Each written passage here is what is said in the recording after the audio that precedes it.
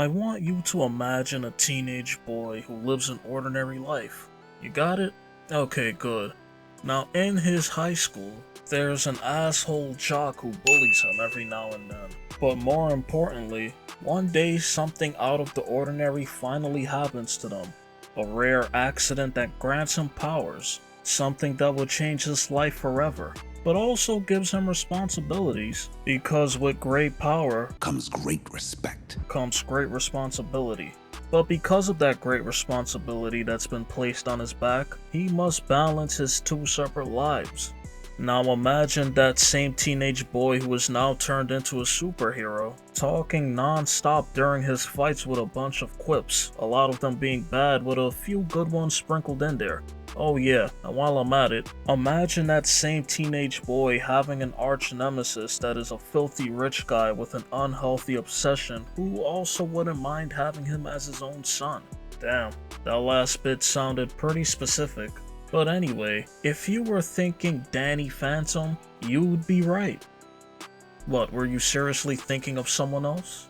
Anytime I think of Danny Phantom, I always think about the Ultimate Enemy episode with Dark Danny for having probably one of the darkest moments in any cartoon I can remember. And even more than that, I also think about Vlad Masters. On some real shit, cool design and powers aside, Vlad was an interesting and fun-ass character, man. He was a sick, hating-ass character and still managed to be one of my favorites. But despite all of that, he was a nut, or in the words of Danny, dude, you are one seriously crazed up Fruit Loop. Truer words have never been spoken about that man. The thing with Vlad is, he doesn't care about being a homewrecker at all. He would try all he wanted, but Maddie wasn't interested in that man whatsoever. Yet he still shot his shot, on multiple occasions even. And hey, I don't want y'all to get it f***ed up, because while I definitely see the appeal in Maddie, because, I mean, come on, she has a top tier cartoon mom design, but that to the side, I think her and Jack are both amazing parents. But Maddie specifically was a beast. So yeah, while I do get why Vlad would have been salty, my guy, that was years ago. She's now married with grown-ass kids. The obsession of not having Maddie as his own partner is as sick as it is funny to me.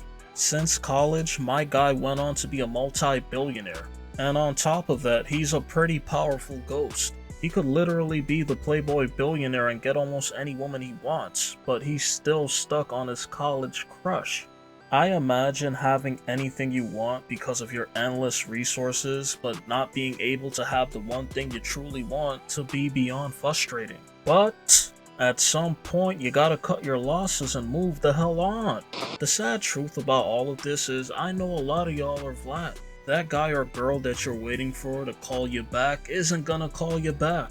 They moved on. They're not interested. Damn.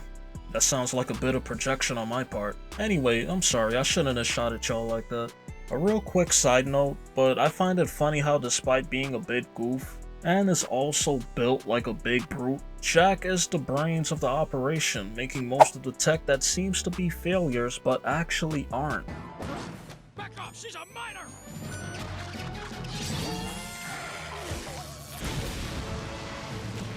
And Maddie is the brawn, and also the brains. And she's also someone who will 100% stand by her man and support him despite of his blunders. The contrast of the two of them is mwah.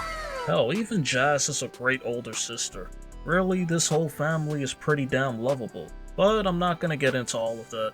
Vlad being a grown-ass adult and beefing with a 14-year-old teenage boy is funny. It kinda reminds me of an anime when adults be beating the f*** out of 12, 13, and 14-year-olds without the fear of punishment because it's just acceptable in those worlds. I would be on Vlad's ass more if Danny was his arch nemesis, but the truth is, while Vlad is Danny's arch nemesis, Vlad's actual arch nemesis is Jack. Imagine being someone's arch nemesis without even knowing. Clueless ass Jack doesn't even suspect a thing. The poor guy sacrificed all of his smarts in the lab and his brain suffers everywhere else outside of it. I gotta be real though, you really gotta be harboring an unhealthy amount of hate after all of these years to still be hating on Jack, Vlad. They're here. Kill Jack. What was that? I'd have to be some sort of, diabolical villain to manipulate you like that. Kill me! Or Jack.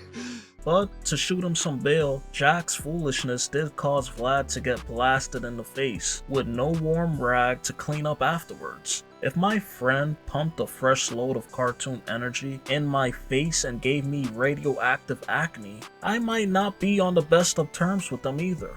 So Vlad being mad at Jack makes sense from that standpoint.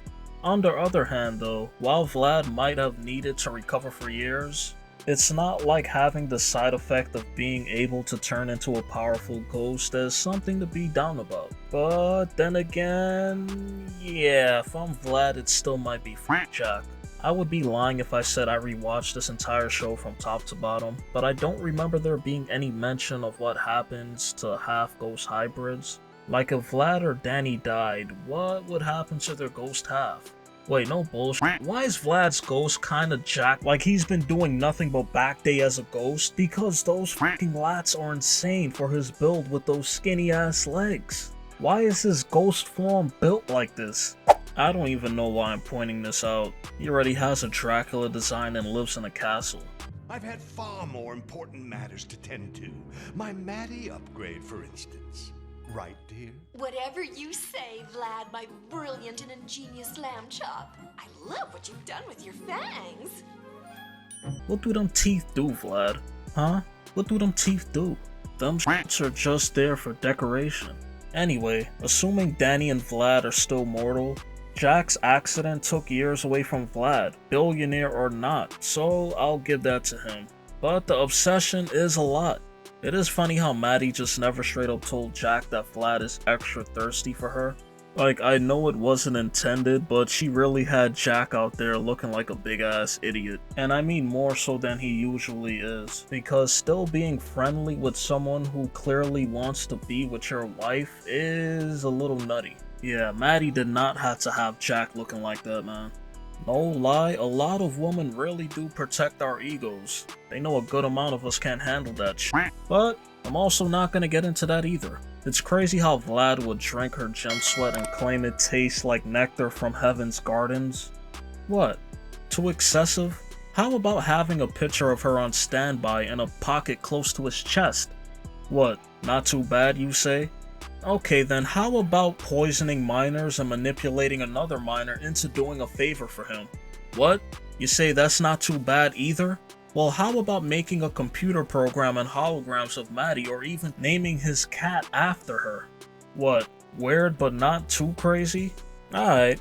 How about trying to make a clone of Danny to serve as his own son, as if he's living in some twisted f***ed up fairy tale land where he has all the same things that Jack does without actually having it? You know, since I mentioned the Maddie holograms, you just know if this was a different and more mature show, there wouldn't be holograms. It would be something much more tangible, especially considering how much money he has in his possession. Yeah, he would have been going crazy in his castle.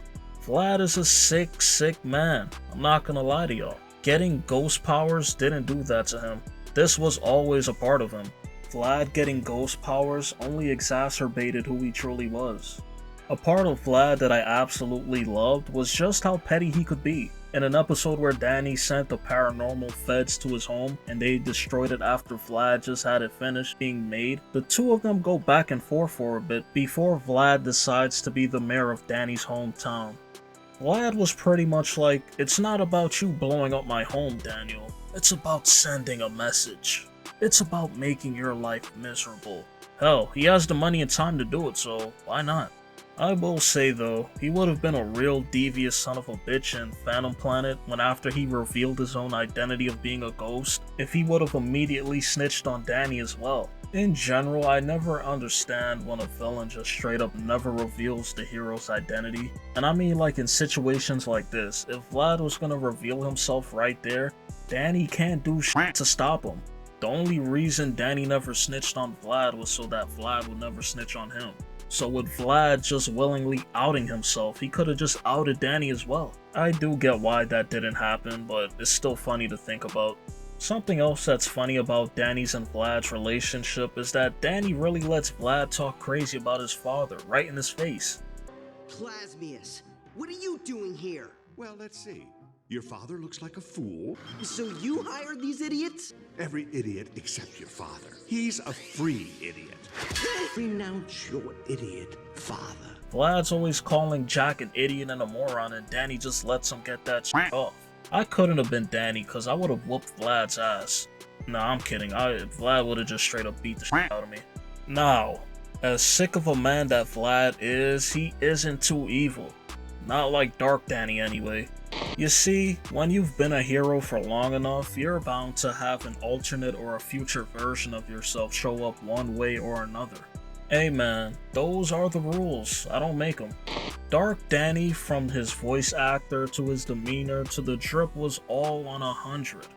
Why do the bad guys usually have the fire looking fits, man? It's like it's mandatory for them, and our good boy Danny just has his lab suit on. Until Sam finally slaps a big ass D on his chest. Kinda like how Vlad wishes he could slip his D on. I know this is gonna get me a lot of hate for saying this shit right here, because no one in their right mind will ever say that Danny Phantom is a better show than Avatar: The Last Airbender. And yeah, I agree, Danny Phantom is not better. However, I like Dark Danny way more than Ozai. It's not even close. Which is crazy to say out loud, because Dark Danny only has like what, a few minutes of screen time? Every second his face was on the screen, he commanded your full attention. And don't even get me started on him saying I'm inevitable. Nice try, Jazz. But me, my future, I'm inevitable. Called that shit way before Thanos ever did. Yo, I don't care what anyone says. Dark Danny is cold as fuck. Bro, just look at him. Go ahead and tell me that I'm lying. That's not Danny! What have you done to our boy? I am your boy. What kind of parents are you anyway? The world's leading ghost experts, and you can't figure out that your own son was half ghost. Actually, nobody's going anywhere. Not until it's time for you to be blown everywhere. Now, I'm not saying that he has the most depth of any character on Cartoon Network or Nickelodeon or Disney Channel when it comes to villain characters, but come on man, am I lying? Is there a colder character? And that was a rhetorical question, because the answer is no. There isn't. There isn't a colder character. For some reason, I didn't think too much of Danny dying. I knew what the show was implying at the moment watching it, but for me, death wasn't crazy as a kid. Hell, just from Dragon Ball Z alone, I seen Goku die from a special beam cannon, I seen Chaozu blow himself up, I saw Krillin unwillingly blow up, Vegeta willingly blow himself up though. Well, Vegeta kinda turned into stone, but still, a character dying just wasn't crazy. But looking back at it, this was a pretty f***ed moment for the show, and probably one of the most f***ed up implied moments in the Nickelodeon's cartoon. And to top it all off, it was the main character who died. An alternate future version, yeah, but still. Also, for a version of oneself to kill another version of theirself will always be pretty f***ed up to me.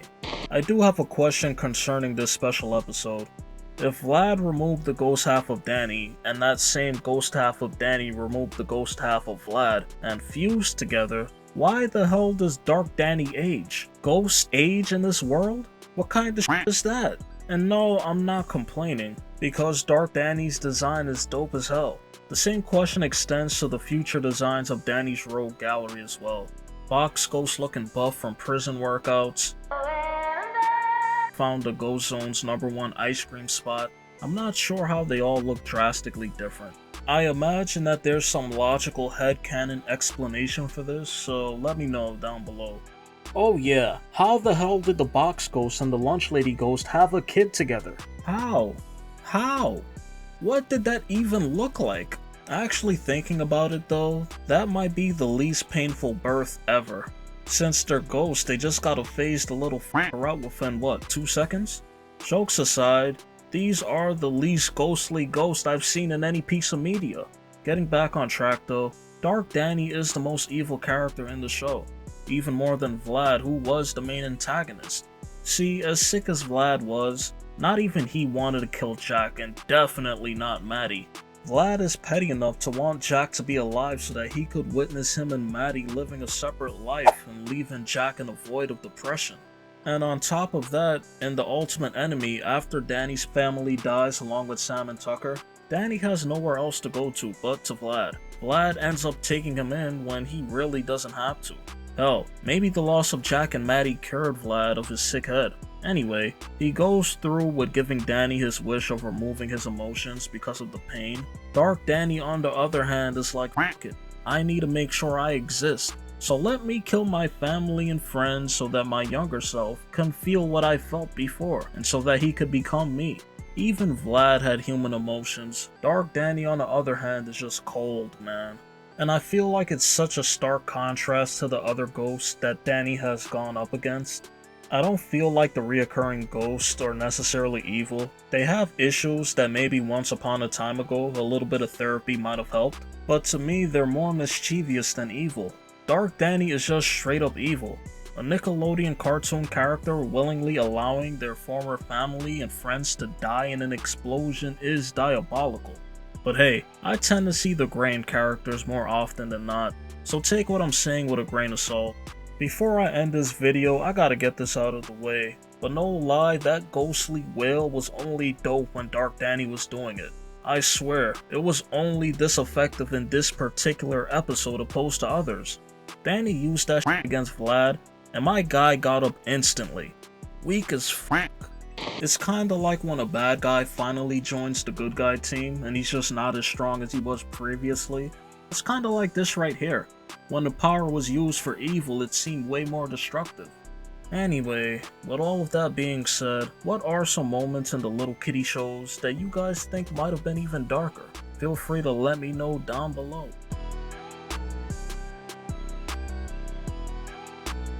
Damn, that's crazy how I completely omitted Lancer, as if Lancer wasn't also gonna die along with Danny's family, Sam and Tucker.